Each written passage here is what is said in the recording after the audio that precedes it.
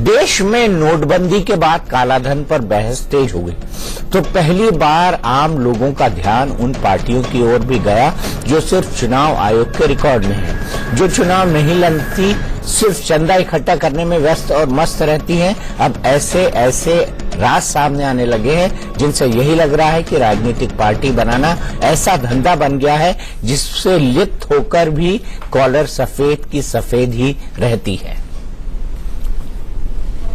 ऐसी एक खबर यूपी से आई है, यूपी के मेरठ से। मेरठ पुलिस ने चेकिंग के दौरान एक कार से 2000 और 500 के नए जाली नोट बरामद किए। कुल 4,27,000 के जाली नोटों के साथ गाड़ी में 3 लोग थे, जिनमें से एक खुशी गांधी भी है। खुशी गांधी नेशनल लोकमत पार्टी का राष्ट्रीय अध्यक्ष है। चुनाव आयोग की नई लिस्ट में नेशनल लोकमत पार्टी का नाम गैर मान्यता प्राप्त दलों की लिस्ट में 1086वें नंबर पर है। मेरठ पुलिस के मुताबिक खुशी गांधी जाली नोटों का नेटवर्क चलाता था और 40,000 के असली नोट के बदले 1 लाख रुपए के नकली नोट बेच रहा था। खुशी गांधी अब तक 2 लाख रुपए के जाली नोट मेरठ के ग्रामीण इलाकों में खपा चुका है और जाली नोटों की कमाई से ही विधानसभा चुनाव लड़ने की तैयारी कर रहा था। एक काले रंग की लेबर पकड़ी गई जिसमें 3 व्यक्ति मौजूद थे। एक व्यक्ति ने अपना नाम खुशी गांधी, जो रहने वाले किठौर के हैं, बताया, दूसरे ताहिर और तीसरे आजाद। इन तीनों के कब्जे से एक तमंचा, 2 चाकू और 4,27,000 की नकली करेंसी जो नए नोटों की शक्ल में थी वो बरामद हुई। नोटों के जो डिनोमिनेशंस थे वो 500 के जो नए नोट आए हैं और 2000 के जो नए नोट आए हैं, उन डिनोमिनेशंस में सारी करेंसी थी। तो गजब है, राजनीतिक पार्टी के राष्ट्रीय अध्यक्ष निकले जाली नोटों के धंधों में। क्या राजनीतिक पार्टी बना लेना और उनसे तरह तरह की छूटें मांगना लोगों का शौक बन गया था या एक आसान तरीका बन गया था? इसी मुद्दे पर बड़ी बहस होगी। हमारे साथ कई सारे खास मेहमान जुड़े हुए हैं। हमारे साथ पूर्व मुख्य चुनाव आयुक्त SY कुरैशी जी हैं। हमारे साथ major general retired Anil Varma ji हैं, जो कि ADR action for democratic reforms के चीफ हैं। हमारे साथ थोड़ी देर में विश्वबंधु गुप्ता जी जुड़ेंगे और अवधेश कुमार, जो कि वरिष्ठ पत्रकार हैं, वो भी हमारे साथ मौजूद है। कुरैशी जी, मैं जानना चाहूंगा कि ये जो राजनीतिक पार्टियां हैं, इनको जब रजिस्टर किया जाता है तो बड़ा आसान होता है रजिस्ट्रेशन? कोई भी आए, रजिस्टर करे और चला जाए?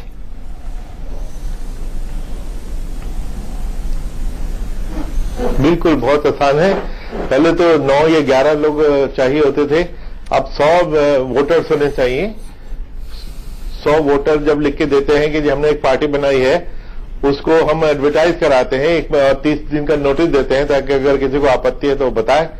उसके बाद उनको रजिस्टर करते हैं। उनके नॉर्मली एप्लीकेंट 4-5 नाम देता है पार्टीज के लिए, अपनी पार्टी के नाम के लिए। हम देखते हैं कि इस नाम की कोई और पार्टी कहीं और देश में तो नहीं है, अगर होती है तो वो नाम नहीं देते और निगोशिएट करके एक चोजन नाम दे दिया जाता है। इसका मतलब ये है सर कि अगर कोई गलत धंधा करना चाहता है, कोई काले धन को सफेद करना चाहता है, तो बड़ी आसानी से पॉलिटिकल पार्टी बना सकता है। बना सकता है। यही वजह है कि बहुत सारी पार्टियां यही काम कर रही हैं कि रजिस्टर करा लिया, इलेक्शन लड़ना नहीं, और डोनेशन लिए, टैक्स भी बचाया, और उसके बाद चलती रहती हैं वो जब तक, क्योंकि हमारे पास उनको डी रजिस्टर करने की पावर नहीं है। पावर ही नहीं है आपके पास?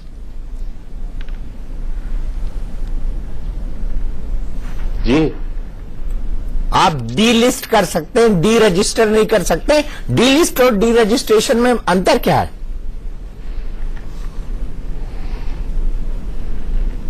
देखिए, डी लिस्ट नाम की चीज तो अभी इलेक्शन कमीशन ने पैदा कर दी।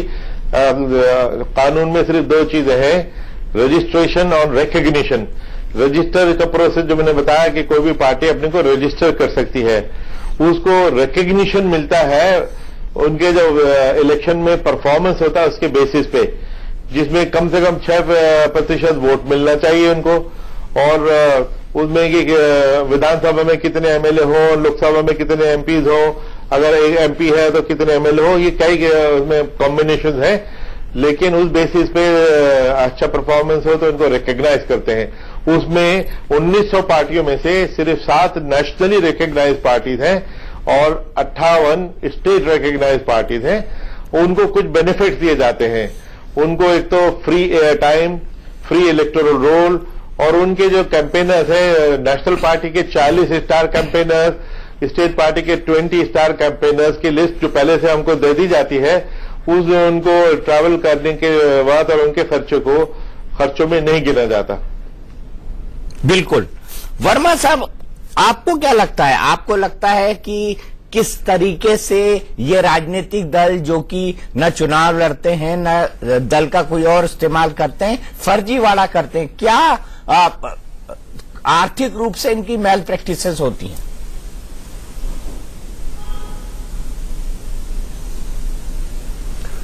जी हाँ, अभी भी ये 1786 के लगभग पार्टियां हैं जो कि अनरजिस्टर्ड और अनरिकॉग्नाइज्ड वाली हैं। उसमें से 255 अभी डीलिस्ट की गई है। अभी देखने की बात है कि वो तकरीबन 800 साढ़े 800 अभी भी बची हुई हैं। उनमें से वो सीईओज जो है स्टेट्स के, वो जब रिपोर्ट भेजेंगे तभी इलेक्शन कमीशन को डिसाइड करेगा। लेकिन ये हम चीज काफी बार उठा चुके हैं मुद्दा, और इलेक्शन कमीशन को भी इसके बारे में मालूम है। और इलेक्शन कमीशन की जो ये रजिस्ट्रेशन ऑफ पॉलिटिकल पार्टीज की गाइडलाइंस बनी हुई है आरपीए के तहत सेक्शन 29 में, उसमें बड़ा क्लियरली लिखा गया है कि अगर 6 साल तक कोई पार्टी चुनाव नहीं लड़ती तो उसका नाम लिस्ट से निकाल देना चाहिए। लेकिन ये कार्रवाई की नहीं गई। अब ये की है, इसका तो स्वागत करना चाहिए, लेकिन ये एक बड़ा आम जरिया है जिसमें मनी लॉन्ड्रिंग कह लीजिए। इसमें आपको डबल बेनिफिट हो रहा है। एक तो as a political party income tax नहीं देना पड़ रहा, और जो डोनेशन दे रहा है उसको डोनेशन के लिए एग्जेम्पशन मिल रहा है। एग्जेम्पशन नहीं मतलब रिबेट मिलता है इनकम टैक्स का। इस पे तो बहुत सख्ती से कार्रवाई करने की जरूरत है, और ये अच्छा कदम है। गोरख धंधा क्या है अवधेश जी? देखिए, इसको 2 नजरिए से देखने की जरूरत है। मैं इतने सरल सपाट तरीके से इसको नहीं देखता हूं। ये बात ठीक है कि बहुत सारे दल देश में निहित स्वार्थों को ध्यान में रख के बनते हैं। उसमें निहित स्वार्थों में कई बार अपने मोहल्लों में, अपने क्षेत्र में अपना प्रभाव जमाना भी है, उसमें चंदे वसूलना भी है, उसमें और भी कई प्रकार के गोरख धंधे हो सकते हैं।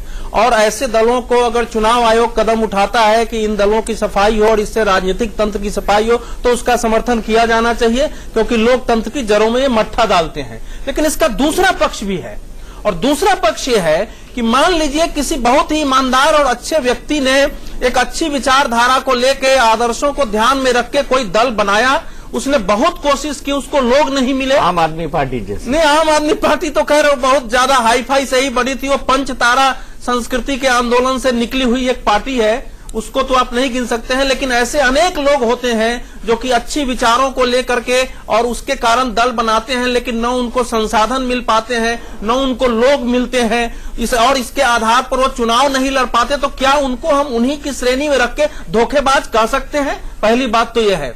दूसरा यह है कि यह देखना चाहिए कि देश में जो राजनीतिक पार्टियों की विश्वसनीयता गिरी है, उनकी साख पर बट्टा लगा है।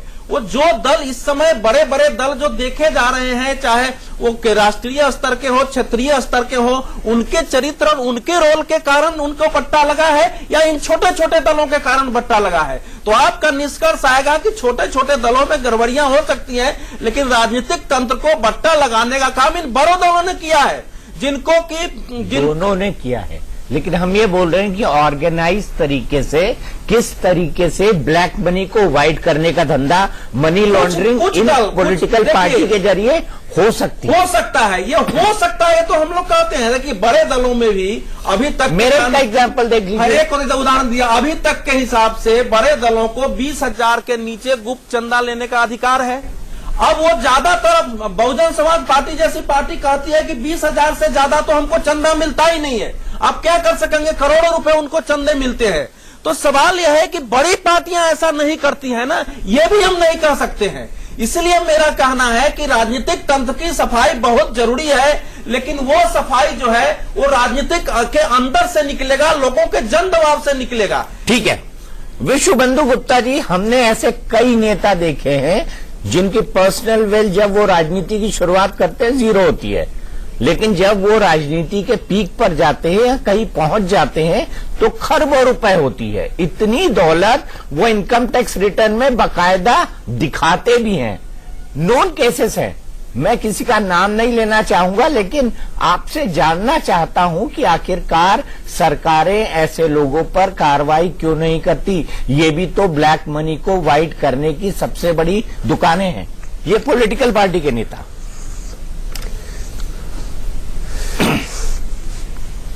नहीं, इसमें ऐसा है कि इसके लिए जो मैं जिम्मेवार मानता हूं, चीफ इलेक्शन कमिश्नर को मानता हूं। हालांकि एक मित्र है मेरे पैनल पर, सुनिए पचीसिया, ऐसा है जो आदमी जाता है पॉलिटिकल पार्टी रजिस्टर करने में, तो नीचे जो सेक्शन ऑफिसर है वो पैसे पूछते वहां देते हैं करप्शन के। सबको पता है पार्टी बनाने से ये फायदा होता है, और उसकी पूरी जो प्रोसेसिंग है वो इस हिसाब से की जाती है कि चीफ इलेक्शन कमिश्नर को वो ये नहीं देखता है कि ये इस तरह की हजारों पार्टियां बन रही हैं, ये कैसे बन रही है। और ये बड़े शर्म की बात है, मैं समझता हूं इस देश के लिए, कि यहां पे मैं देख रहा हूं 2500 ऐसी बोगस पार्टियां हैं। और सबसे बड़ी बात, दीपक, कैसे नाम है इन पार्टियों के, great revolution liberators party, no ministerial responsibility party. इस देश का क्या हाल है ये यहां का इलेक्शन कमीशन भी बताता है। और मुझे सबसे बड़ा दुख है कि मेरे कई मित्र रहे हैं चीफ इलेक्शन कमिश्नर, उन्होंने कभी भी ये नहीं कहा कि अगर ये आप इन कंडीशंस को चेंज नहीं करेंगे हम रिजाइन करना पसंद करेंगे। हर एक इलेक्शन कमिश्नर आता है, वो कहता है सरकार इस तरफ से, अरे आप क्या कर रहे हैं वहां बैठ के, आप चीफ इलेक्शन कमिश्नर है, आपको नहीं दिख रहा आपको क्या करना चाहिए। ठीक है, यही सवाल एसवाई कुरैशी जी के पास ले जाते हैं। कुरैशी जी, क्या आपको लगता है आपके हाथ बंधे हुए?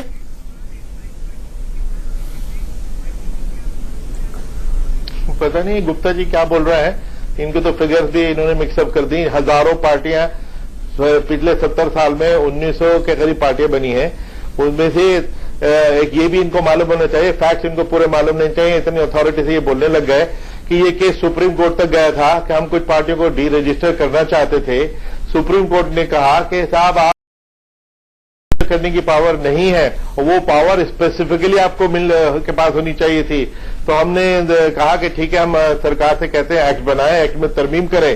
वो तरमीम के लिए 20 साल से केस पेंडिंग है, सरकार ने इस पर ध्यान ही नहीं दिया। अब सुप्रीम इलेक्शन कमीशन ने ये देखा कि ये जब सरकार एक्ट नहीं कर रही है, तो आर्टिकल 324 जिसका इस्तेमाल बहुत स्पेयरिंगली किया जाता है, वो हमारे पावरों का एक एटम बॉम्ब है।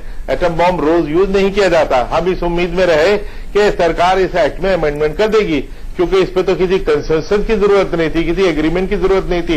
ये सिर्फ सरकार की कोताही थी, लापरवाही थी कि उसकी उन्होंने परवाह नहीं की, और बार बार वो आर्टिकल 324 के लिए मजबूर करें, ये बड़े गलत बात है। एक क्लैरिफिकेशन और करना चाहूंगा कि सारी पार्टियां ये मनी लॉन्ड्रिंग के लिए नहीं है। इन 1900 में से बहुत सारी पार्टियां ऐसी हैं कि काफी अच्छी इंटेंशन से कभी बनी थी, लेकिन वो लोग बूढ़े हो गए, रिटायर हो गए, घर चले गए, बंद कर दी और डिफंक्ट हो गई। अब डिफंक्ट हो गई और डेड हो गई, तो उनको वहां से हटा देना चाहिए। उनको हम हटाना चाहते थे। जैसे एक वोटर अगर मर जाता है, उसको हमें लिस्ट से निकालना पड़ता है, हम निकाल देते हैं। ये पार्टी अगर मर गई, इसका मतलब ये नहीं कि वो पैसे बार बार बना रही है, लेकिन वो जस्ट डिफंक्ट हो गई है। और जैसे आपके पत्रकार सामने अभी बोला था कि जरूर अच्छी नियत से भी कुछ लोग पार्टी बनाते हैं, लेकिन एक single man with good intention वो एक पार्टी बन जाए और उसको फॉलोवर भी नहीं मिलते, जो उन्होंने खुद ही कहा, तो वो ये पार्टी तो बिल्कुल एक लिहाज से बेकार की एक्टिविटी हो गई ना। क्योंकि काम बहुत आसान है, प्रोसेस बहुत आसान है, लोग कभी भी पार्टी बना लेते हैं। बिल्कुल, मैं अब आपको दिखाऊंगा कि किस किस तरह के गोरख धंधे होते हैं और किस किस तरह के लोग पार्टी बनाते हैं और किन किन पतों पे बनाते हैं। क्योंकि एक पता उनमें से गृह मंत्री राजनाथ सिंह जी के घर का है, जहां से पॉलिटिकल पार्टी बनी है। आइए देखते हैं पहले गोरख धंधा।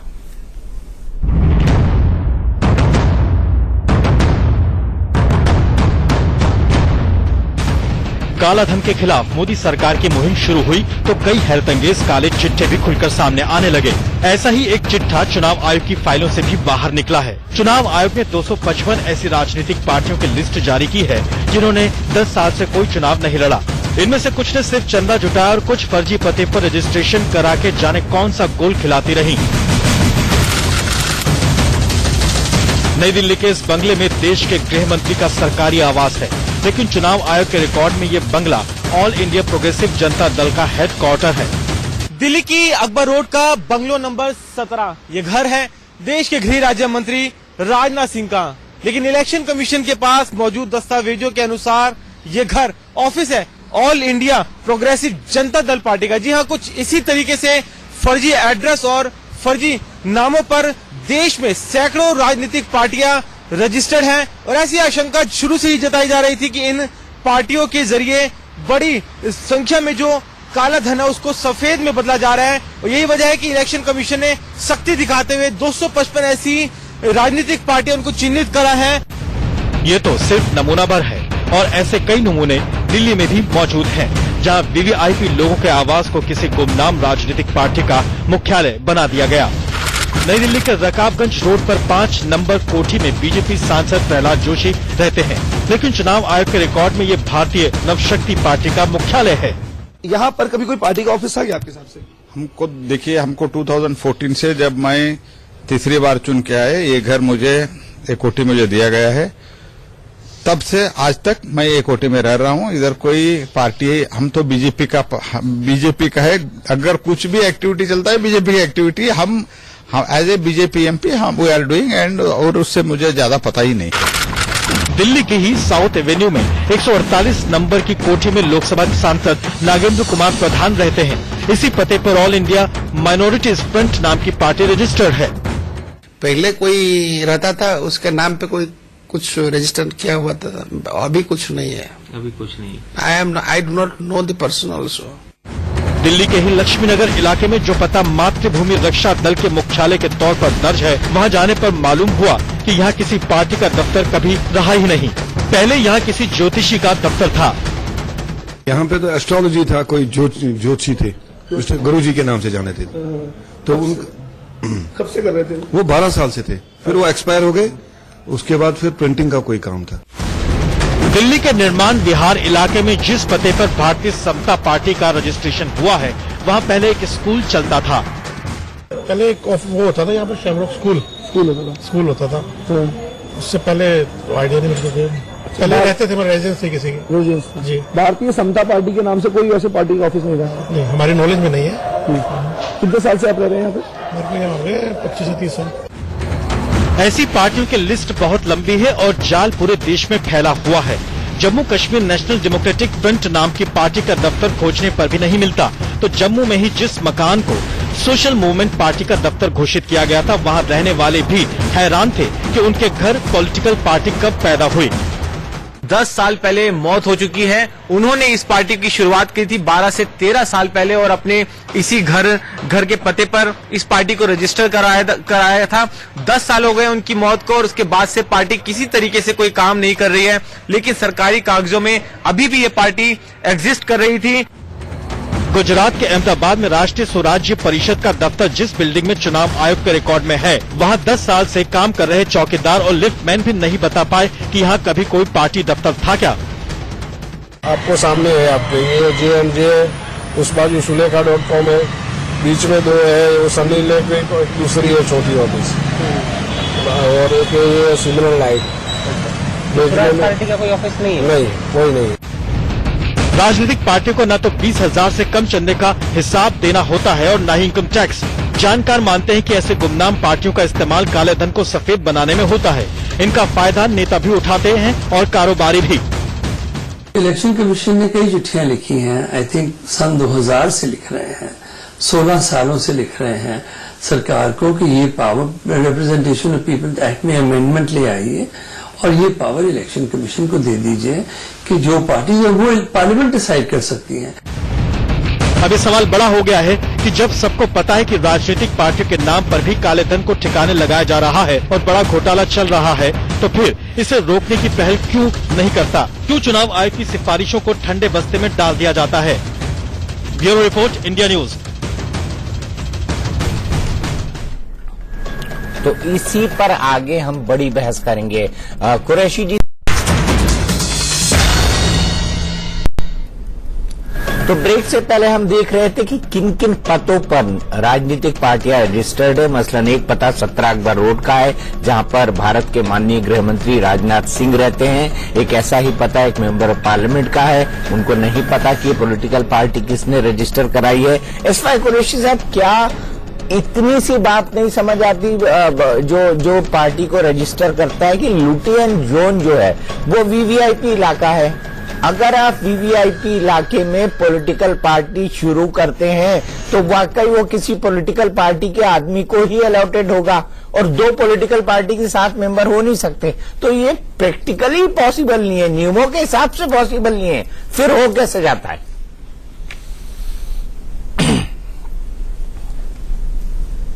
देखिए, ये जो पार्टी है सिर्फ लुटियन जोन और 17 अकबर रोड का तो जिक्र आ रहा है, जरूर ये एक दिलचस्प बात है।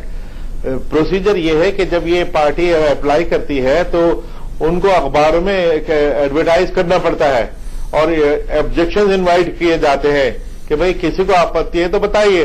तो कुछ आपत्तियां आती हैं तो उस पर वर्क किया जाता है। जब आपत्तियां वगैरह नहीं होती है उसके ऊपर जब फैसला हो जाता है तो पार्टी रजिस्टर की जाती है। और ये भी बता दें कि लुटियन जोन में पार्टी नहीं हो सकती, ये भी न सोचिए, क्योंकि आज आधी से ज्यादा पार्टियों के जो रिकॉग्नाइज पार्टीज हैं उन सबके हेडक्वार्टर तो लुटियन जोन में ही है, वहीं से ऑपरेट करते हैं, सारी पॉलिटिकल एक्टिविटी वहीं से होती है।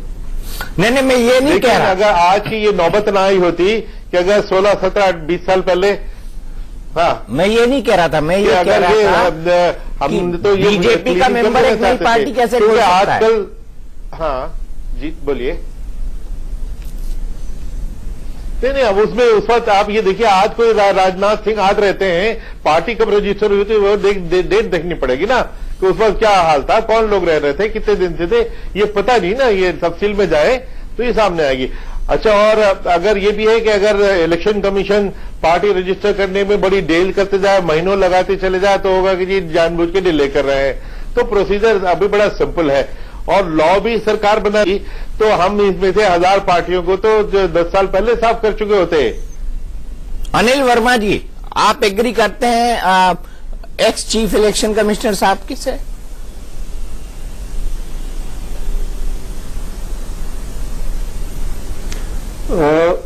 कुछ दिक्कतें तो हैं, जैसे इलेक्शन कमीशन ग्राउंड पे जाके कोई तहकीकात कर नहीं सकते।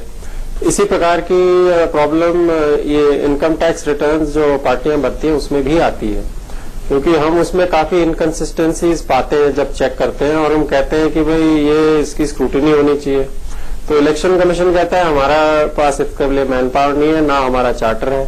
इनकम टैक्स वाले बोलते हैं कि हमारे पास इसके लिए अलग से मैन पावर नहीं है। तो इस तरीके की ये प्रैक्टिकल डिफिकल्टीज हैं। अगर इन पे समय से टाइम से कार्रवाई की जाए, लेकिन बात यह है कि जिस समय रजिस्ट्रेशन होती है तो उस टाइम कुछ ऐसा फूल प्रूफ सिस्टम बनाना चाहिए जो कि कुछ स्क्रूटिनी हो। अब आप एक गवर्नमेंट जॉब के लिए कोई आदमी अप्लाई करता है तो उसके घर में आके पुलिस वाले तहकीकात करते हैं, हाँ भाई बंदा जेन्युइन है, इधर ही रहता है, एड्रेस ठीक है या नहीं। तो इसी प्रकार से कुछ इसके लिए भी किया जा सकता है। किया जा सकता है। और देखिए, निश्चित रूप से जैसे हम पासपोर्ट बनवाते हैं तो पासपोर्ट के पहले चेक होता है, लेकिन इसका ये मतलब नहीं है कि कोई व्यक्ति जिस एड्रेस पर कोई पार्टी बनेगा वो एड्रेस उसका अस्थायी रहे ही, वो एड्रेस उसका चेंज हो सकता है। नोटिफाई करवा, हाँ ना, संजोग से कई बार अगर दूसरे उपयुक्त एड्रेस नहीं मिले, मैं ठीक है, मैं समझ गया, उस बात पर आ रहा हूँ कि वो उसके बाद जो चुनाव आयोग के यहाँ जाकर के अपने पता बदलवाने का जो प्रोसेस है वो अगर नहीं किया गया है तो उससे पता चलता है कि ये पार्टियां जो है कहीं काम नहीं कर रही हैं। लेकिन दीपक जी, मैं चुनाव आयोग की अपनी सीमा है वो हमेशा समझनी चाहिए। चुनाव आयोग को चुनाव के अधीक्षण करने का, उसके नियंत्रण करने का, उसको निर्देश करने का अधिकार अनुच्छेद 324 में मिला हुआ है। तो चुनाव आयोग जो भी विचार करेगी वो चुनाव को ध्यान में रख के करेगी। राजनीतिक दलों का मतलब केवल चुनाव लड़ना ही नहीं है, राजनीतिक दलों का मतलब चुनाव लड़ना भी है। हो सकता है एक राजनीतिक दल कहीं समाज सुधार के काम में लगा हुआ हो, कोई जनता के मुद्दे उठा रहा हो, कहीं कोई संघर्ष कर रहा हो, ऐसे सारे राजनीतिक दलों को अनलिस्ट करने और अनरजिस्टर करने का पावर इलेक्शन कमीशन को दिया जाए, इससे मेरे जैसा व्यक्ति सहमत नहीं हो सकता। चुनाव लड़ने वाले जो दल हैं, जो चुनाव लड़ते हैं, उनकी एक्टिविटी पर चुनाव आयोग ध्यान रखे, जो उसको संविधान और कानून के तहत अधिकार है, ये बात समझ में आती है। दूसरी बात कि देखिए, अगर लोकतंत्र का स्वस्थ विकास करना है तो पार्टियों के रजिस्ट्रेशन को बहुत कड़ा बना देंगे आप, तो फिर पार्टी रजिस्टर्ड ही नहीं होगी। तो ये बात तो ठीक है कि उसकी सफाई जरूरी है, लेकिन पार्टी रजिस्टर्ड हो इसके लिए भी बहुत सामान्य कानून और सामान्य नियम ही होने चाहिए। चलिए, मैंने माना बहुत सामान्य कानून, बहुत सामान्य नियम, लेकिन कुरैशी जी मैं आपसे जानना चाहता हूं, कितनी पॉलिटिकल पार्टीज हैं? सभी पॉलिटिकल पार्टीज हैं जो अपने चुनाव के अंदर ब्लैक मनी का इस्तेमाल करती हैं। आप अभी तक कुछ नहीं कर पाए उस पूरे मुद्दे को लेकर। कई सारे नियम आए, कई सारे कानून आए, लोग रास्ते निकाल लेते हैं, ऐसा क्यों?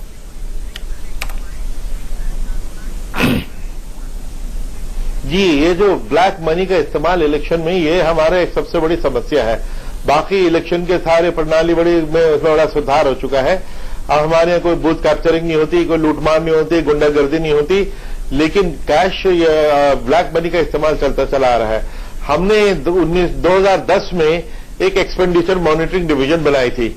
उससे पहले क्या था कि हम इनकम टैक्स सर्विस के लोगों को एक्सपेंडिचर ऑब्जर्वर भेजते थे। विश्व बंधु गुप्ता जी भी जरूर ऑब्जर्वर गए होंगे 2-4 बार। होता क्या था कि वो 2-3 हफ्ते की ऑब्जर्वेशन करके अपनी रिपोर्ट देके ये ऑब्जर्वर तो चले जाते थे घर, लेकिन कंटिन्यूइंग बेसिस पे हमारे पास के आगे क्या फॉलो अप करने के लिए कोई मशीनरी नहीं थी। हमने एक एक्सपेंडिचर मॉनिटरिंग डिवीजन बनाई। इन्हीं की सर्विस के एक कमिश्नर लेवल अफसर को जो सीबीडीटी में काम करते थे, central board of direct taxes में, उनको बुलाया। उन्होंने फिर एक रूल बनाए और जब से हमने पकड़ धकड़ शुरू की, सैकड़ों करोड़, 1,000-1,500 करोड़ रुपए हम पकड़ चुके हैं पिछले 5-7 साल में, जिससे काफी हलचल मची हुई है। लेकिन पॉलिटिकल पार्टीज ने अपना तरीकाकार बदल लिया। अब इलेक्शन कमीशन के मैदान में आने से पहले जो मॉडल कोर्ट से शुरू होता है, अब वो पैसा पहले से अगर गांव में पहुंच जाए तो हमारे पास, हमें मालूम है कि पैसा पहुंच रहा है, लेकिन जहां एक्शन लेने की बात होती है, जुडिशियल प्रोसेस में एविडेंस चाहिए होती है। कॉन्फ्रेंस, सेमिनार और टीवी चैनल पे दी हुई जानकारी से फायदा नहीं होता है। हमें मालूम है, हमें पॉलिटिकल पार्टी भी आके कहते कि जी हमने 10 करोड़ खर्च किया, पकड़ सकते हो तो पकड़ लो। हम नहीं पकड़ सकते, जितना पकड़ सकते हैं उनको पकड़ते हैं। हमने एक सिटिंग एमएलए को, जिनको हम पकड़ पाए, उनको अनसीट किया था यूपी में और डिस्क्वालीफाई किया। हमने राज्यसभा में झारखंड में जब बहुत पैसा चल रहा था, उसको जब पकड़ा, उस बेसिस पे इलेक्शन को काउंटरमांड किया। लेकिन हमारी भी एक लिमिट है, कानून के अंदर हमें काम करना पड़ता है। सिर्फ अंदाजे से, सस्पिशन के बेसिस पे तो एक्ट नहीं कर पाते ना, वो कानून इजाजत नहीं देता। एग्री करता हूं आपकी बात से, लेकिन राज साहब, अनिल वर्मा साहब, मैं आपसे जानना चाहता हूं, जो सबसे बड़ा सवाल है, आप इलेक्शन को वॉच करते हैं, क्या आप कह सकते हैं, क्योंकि ये बात बीजेपी वाले नेताओं से भी मैंने कई बार पूछी है, क्या कोई पार्टी कसम उठा के कह सकती है कि उसने अपने चुनाव के अंदर कोई ब्लैक मनी का इस्तेमाल नहीं किया है, या क्या बिना ब्लैक मनी के चुनाव लड़ा भी जा सकता है भारत में?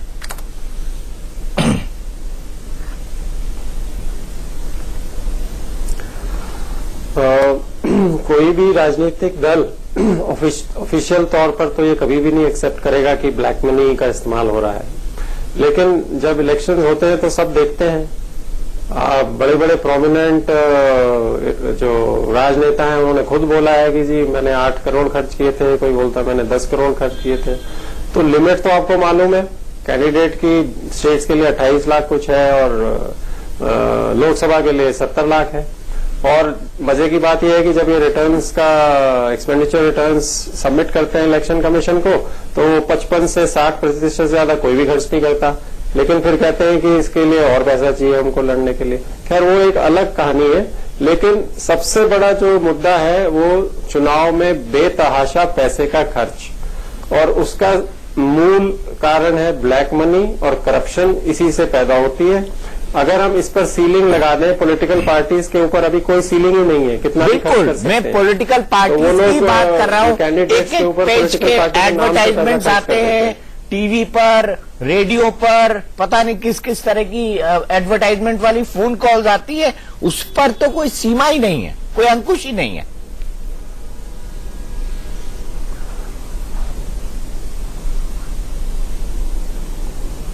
जी हाँ, वही तो मैं कह रहा हूँ कि इसके ऊपर ये एक सीलिंग लगाना बहुत ही अनिवार्य है, क्योंकि अब जैसे किसी ने एग्जाम्पल दिया था कि पीछे महात्मा गांधी जी ने जब एक वो बैकुंठनाथ जी थे, उनको बोला था कि आप बिना पैसे खर्च करके जीतोगे, और उन्होंने पैसा खर्च नहीं किया और मेजॉरिटी से जीते। तो इस पर तो कोई बहुत ही सीरियसली गंभीरता से सोचने का जरूरत है। विश्वबंधु गुप्ता जी, क्या कहता है इनकम टैक्स का लॉ? कितने भी पैसे कोई राष्ट्रीय पार्टी खर्च कर सकती है अपनी कैंपेन में, कैंडिडेट से अलग, कैंडिडेट से अलग? देखिए, मैं एक बात, कुरैशी जी हैं, इतने सीनियर आदमी हैं, हिंदुस्तान के कॉन्स्टिट्यूशन में कहीं भी पॉलिटिकल पार्टी का नाम नहीं लिखा हुआ है। हिंदुस्तान के जितनी, इसको सुनने वाली बात यह है कि अगर हिंदुस्तान के कॉन्स्टिट्यूशन मेकर्स ने यह जाना था कि हिंदुस्तान का बदलाव पॉलिटिकल पार्टी से नहीं हो सकता, पहली बार पॉलिटिकल पार्टी का मेंशन इंडियन कॉन्स्टिट्यूशन में 10th शेड्यूल के अमेंडमेंट पर आता है, एंटी डिफेक्शन में। वो इस बारे में जानते थे कि पॉलिटिकल पार्टीज जो हैं हमारे जैसे देश में, जहां लोग गरीब हैं, जहां लोग पढ़े लिखे नहीं है, वहां पर वो एक्सप्लॉइट होंगे पॉलिटिकल पार्टी के हाथ में। अनफॉर्चुनेटली इलेक्शन कमीशन ने सुप्रीम कोर्ट में जाकर यह क्यों नहीं कहा कि साहब पॉलिटिकल पार्टी को अबंडेंट फंडिंग करने का राइट है, और हम जो लिमिटेशन लगा रहे हैं वो कैंडिडेट पर लगा रहे हैं। मुझे आज तक समझ में नहीं आया कि ऐसा कौन सा सिद्धांत है जिसके अंदर पॉलिटिकल पार्टी तो अनाप शनाप पैसा कर सकती है कैंडिडेट के लिए, लेकिन कैंडिडेट पे वो है। सबसे बड़ी बात मैं मानता हूं, मैं कुरैशी जी को कुछ नहीं कह रहा हूं, पूरा इलेक्शन कमीशन बिल्कुल डिफॉल्ट बॉडी रहा है। अगर इलेक्शन कमीशन को यह पावर है कि किसी को पॉलिटिकल पार्टी को रिकॉग्नाइज करे, तो उसके पास ऑटोमेटिकली पावर है कि वो उसको रिकॉग्नाइज करे। ये कोई सेपरेट प्रोविजन की जरूरत इसमें नहीं होती है। जब ये राइट टू इंफॉर्मेशन तब आया जब आदमी ने कहा कि मैं, अगर मेरे को बोलने का अधिकार है तो उसी तरह मेरे को किसी को सुनने का अधिकार भी है। अगर एक पार्टी, एक कमीशन जो अपॉइंट करता है पॉलिटिकल पार्टीज को, रिकॉग्नाइज करता है, अगर एक्ट में नहीं लिखा हुआ तो इसका यह मतलब नहीं है, वो तो इनबिल्ट है। जो आदमी रिकॉग्नाइज करता है वो डी रिकॉग्नाइज कर सकता है। और आपको एक बात बताएं, section 13A income tax act में हमारे लिए इतना बड़ा जंजाल बना हुआ है क्योंकि पॉलिटिकल पार्टी का जो बैज है उस पर ठप्पा लगाती है इलेक्शन कमीशन। और वो ठप्पा लगवाकर वो हमारे पास आके रिटर्न फाइल कर देता है, हमारे पास आके, और आने के बाद जो काम इलेक्शन कमीशन को करना चाहिए था वो आपने इनकम टैक्स वालों की झोली में फेंक दिया। हमारे पास पावर नहीं है, ये नहीं है, ये गवर्न करने के लिए, ठीक है, कि ये आदमी है क्या कॉर्पस रख रहा है। ठीक आप है, इस चीज का मैं एक थोड़ा सा एग्जांपल है। दीपक, एक सेकंड। रमेश शर्मा नाम का एक क्रिमिनल दाऊद इब्राहिम का आदमी था, उसने पॉलिटिकल पार्टी बनाई, रोज रात को वो दाऊद इब्राहिम से बात करता था, करोड़ों रुपया बांट रहा था, उसको रिकग्निशन मिली उसकी पार्टी को। और उसके बाद इस देश में भाई साहब कह रहे हैं कि कई लोग अच्छी सेवा से काम करते हैं।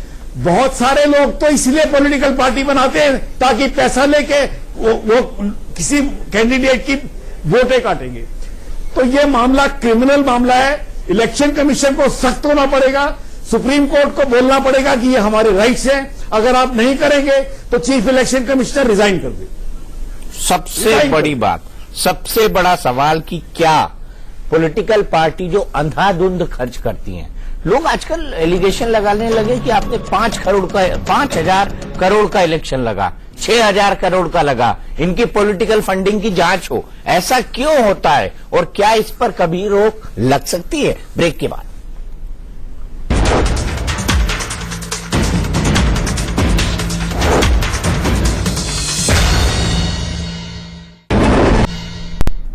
तो क्या राजनीतिक पार्टियां ब्लैक मनी खपाने का अड्डा बन गई है और क्या कोई आम चुनाव बिना ब्लैक मनी को खर्च किए कोई पॉलिटिकल पार्टी लड़ सकती है? कुरैशी जी, आखिरकार क्या कारण है कि जो पॉलिटिकल पार्टीज हैं, चाहे वो एक्स हो चाहे वो वाई हो, मैं किसी का नाम नहीं लूंगा, उसको अनाधिकार मतलब उसको लिमिटलेस एक्सपेंडिचर का पावर होता है, क्यों? और क्या उसको कैप नहीं किया जा सकता?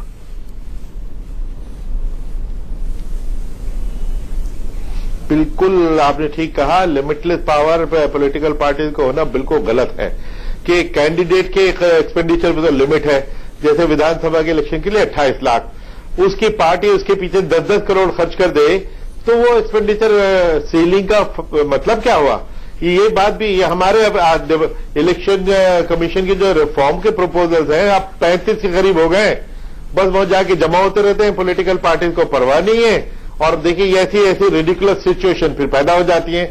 और ये आज की डिबेट में ये आजकल लग रहे थे हर पॉलिटिकल पार्टी गलत है, चोर है, बेईमान है, ये गलत, ये धारणा भी गलत है। डेमोक्रेसी बगैर पॉलिटिकल पार्टी की चलती नहीं, और हमारी पॉलिटिकल पार्टी एक से एक अच्छी पार्टी भी है, उसने देश को कहां से कहां पहुंचाया भी है।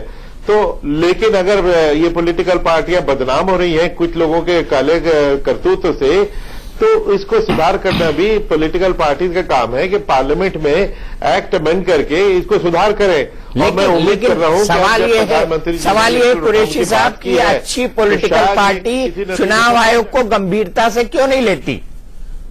माना में अच्छी पॉलिटिकल पार्टीज हैं, क्या ये देश के कॉन्स्टिट्यूशन को, क्या चुनाव आयोग को गंभीरता से लेती है? ये लोगों ने अपने रिटर्न नहीं फाइल करती हो इलेक्शन कमीशन के सामने? जी, ये एक तो मैं बता दूं कि गुप्ता जी ने जो कहा कि हमने इलेक्शन कमीशन ने इलेक्शन इनके इनकम टैक्स की गोद में डाल दिया, वो है income tax returns. Income tax return तो इनकम टैक्स डिपार्टमेंट ही देखेगा ना। इनकम टैक्स रिटर्न जब ये फाइल करते हैं, ये झूठे ये सच्चे, ये तो इनकम टैक्स ही देख सकता है। उसके ऊपर टैक्स एग्जम्पशन मिलेगी, वो भी इनकम टैक्स देख सकता है। हमारा इसमें जो लॉ में है, इनकम टैक्स लॉ में ही है कि अगर इनको रिलीफ चाहिए, इनकम टैक्स कंसेशन चाहिए, इलेक्शन कमीशन से उन्होंने सिर्फ ये एक सर्टिफिकेट लेना होता है कि उन्होंने अपने रिटर्न की कॉपी हमारे यहाँ भी फाइल कर दी है।